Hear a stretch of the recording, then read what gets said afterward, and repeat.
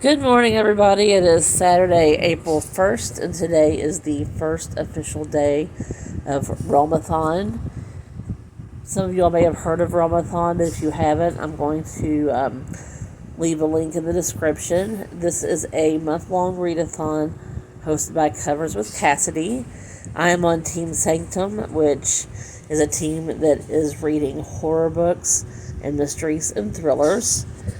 I have just finished my second book of Realmathon. We kind of had like an official kickoff last night. We started at the earliest time zone where it turned April 1st. I will discuss the other book that I read a little bit later. But the book that I just finished reading is The Writing Retreat by Julia Bartz. And oh my goodness, this book was crazy good. I really liked it. The basic premise of the story is that there is a lady who hosts a writing retreat at her home out in the middle of nowhere, and she invites normally 4 aspiring writers to come to her house for a month, and basically she serves as an editor for whatever they decide to write. The deal is that they have to finish a novel in 1 month, so it's supposed to be a pretty intensive month-long writing experience. However, things go off the rails fairly quickly.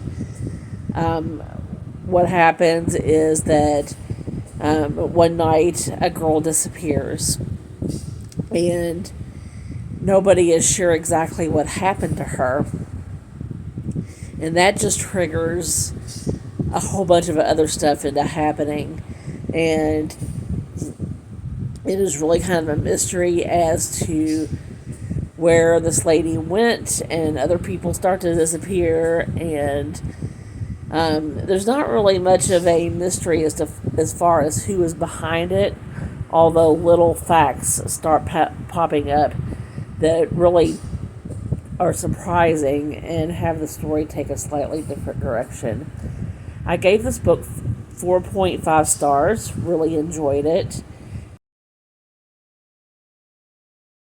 Next up for my reading in Realmathon is The Sundown Motel by Simone St. James. This is a dual timeline book.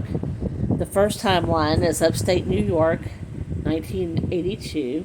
Viv Delaney wants to move to New York City, and to help pay for it, she takes a job as the night clerk at the Sundown Motel in Phil, New York. But something isn't right at the motel. Something haunting and scary. The second timeline is upstate New York, 2017. Carly Kirk has never been able to let go of the story of her Aunt Viv, who mysteriously disappeared from the sundown before she was born. Carly decides to move to Phil and visit the motel, where she quickly learns that nothing has changed since 1982, and she soon finds herself ensnared in the same mysteries that claimed her aunt. This book has come recommended to me by someone that I used to work with. She introduced me to Simone St. James, and she said that this book actually scared her. So I'm hoping it lives up to the hype, and I will let you know as soon as I find out if it does.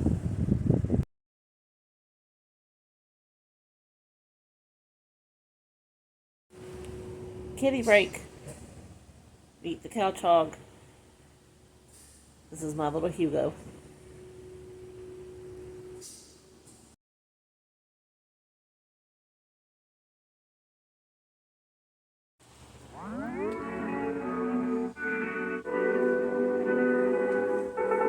Oh, 1 mile in fog patches and showers early Friday, but improving to greater than 6 miles on Friday morning. Stars shining bright above me. Night breezes seem to whisper that you. Sycamore tree, dream a little dreamer.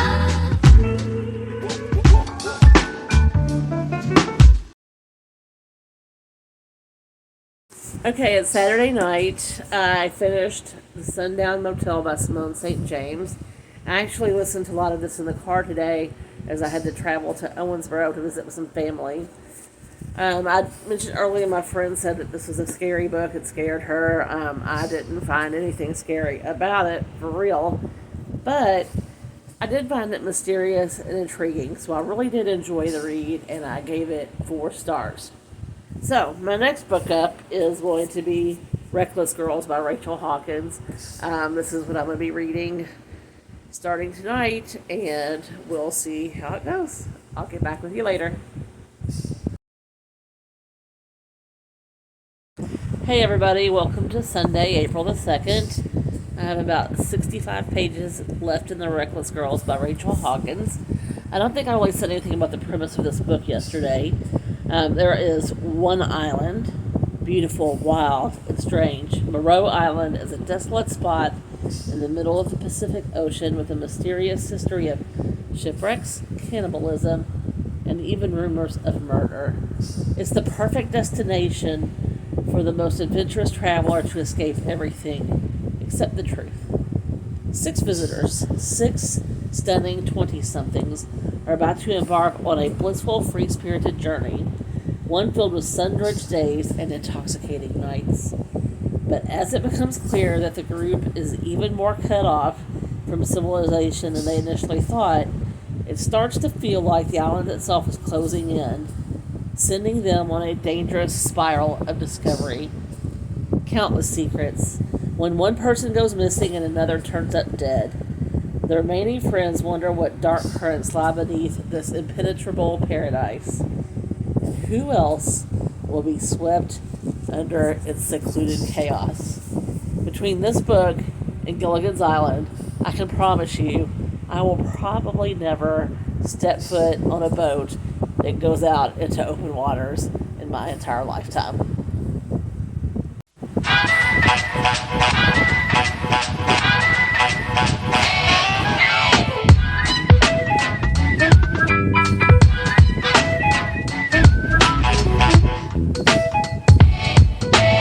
A, B, C, D, E, F, G.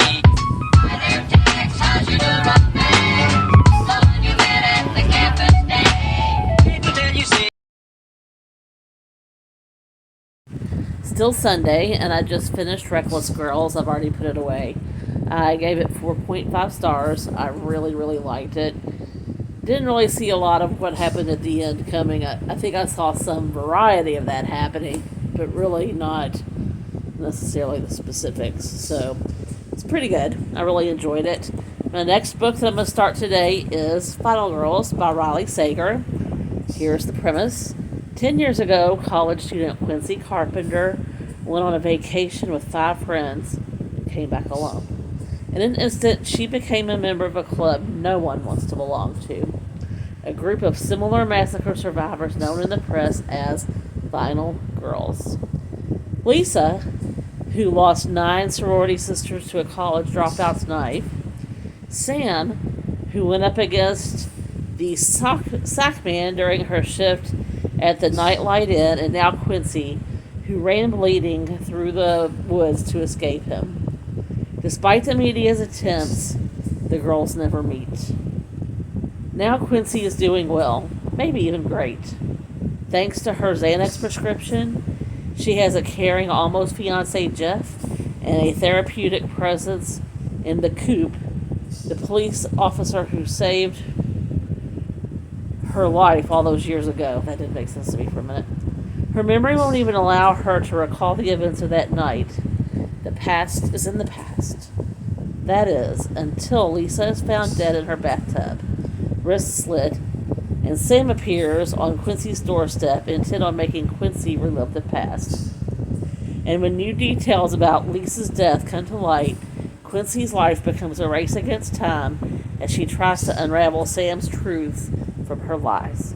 And remember what really happened at Pine Cottage before what had started 10 years ago is finished. I've really loved Riley Sager's work in the past. Some a little bit better than others, of course. I've heard good things about Final Girls. I've also heard not so great things about Final Girls. So we'll see if I like it or not. I'll get back with you.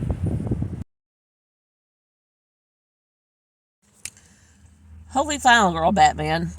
Every time I read a Riley Sager book, I know to put on my seatbelt because it's going to be a wild ride. This was no exception.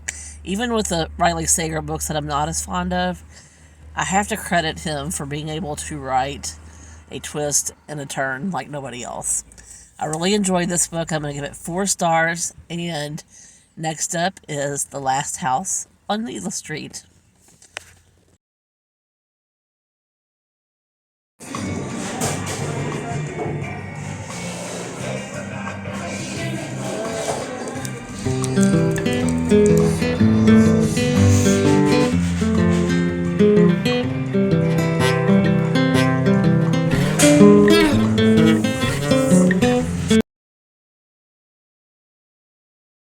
So this morning I finished The Last House on Needless Street. I hate to say that I didn't love it. I liked it enough to continue reading, and the last half of the book was much more rewarding than the first half of the book, but I didn't love it.